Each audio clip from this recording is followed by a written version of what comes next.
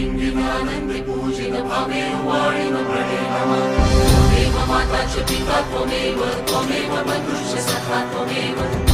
विद्या द्रव्यं त्वमेव सर्वं मम देवदेव कायेन वाचा मनसेन्द्रियेण बुद्ध्या